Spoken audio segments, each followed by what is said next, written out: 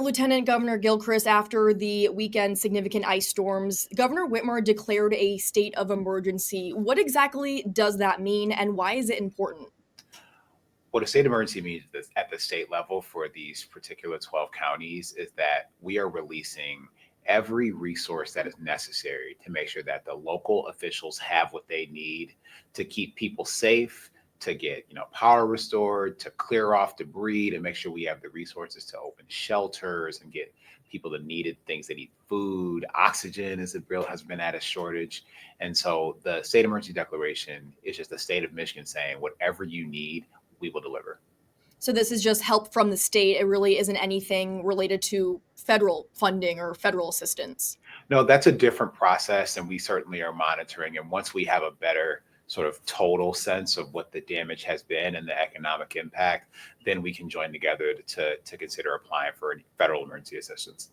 So, that is a possibility. But at this point, we're hoping that assistance from the state will be enough. That's our hope, yes. And do you or Governor Whitmer plan on coming up to northern Michigan to see the damage firsthand? Yes, I will be in northern Michigan this week in order to not only see the damage, but frankly, to thank the first responders who've stepped up. These are the people who, again, run toward the ice, run toward the fire to make sure that we're all okay. And the people who are staffing the shelters, we have 20 shelters stood up. I know we just sent, there's oxygen tanks that have been sent to Montmorency County that are going to be distributed, as well as 2 refill stations. So I want to thank the people who are helping people in this moment, as well as understanding the damage and what needs to happen so that people can get back on their feet.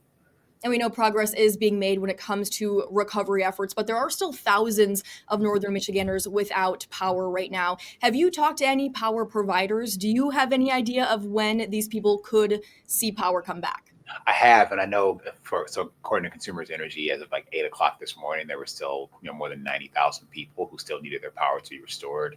I know they're working really hard on it. There were sort of pre-positioned crews ahead of the storm to try to get things on as quickly as possible. So they're working really hard. But I know there are people who haven't had power since this weekend, and it's cold. And there's a lot of problems come with that. So they're working really hard, and we're making sure they have the resources they need to get that power turned back on.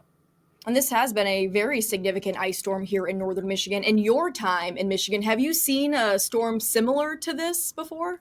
I mean, this is extraordinary scale, and so I haven't seen the ice storm quite like this one. I mean, every storm is a little different, but we have seen severe weather impact northern Michigan before. I'm only thinking back to a few years ago when the tornadoes went through Gaylord, for example, and I was on the ground there to help that response, and the local officials did a fantastic job. And I know it's what's going to happen here across northern Michigan. Is there anything else that you want people here in northern Michigan to know about the efforts from the state to get power back on and to get roads cleaned up and just get people back on their feet? The Michigan Department of Transportation is working with our, local county road commissions to clear roads. The Michigan National Guard has been deployed with construction equipment, helping the Department of Natural Resources clear debris and make sure, again, roads can be passable so resources can get through, so emergency vehicles can get through. If people need help and resources, they should contact 211. 211 is working in partnership with United Way and the Salvation Army to direct people to food resources, to shelters, to clothing, to oxygen, to whatever people need. So please use that resource if you need something. Don't hesitate. There are people online there ready to help. All right, Lieutenant Governor, thank you so much for your time. I really appreciate it. Thank you.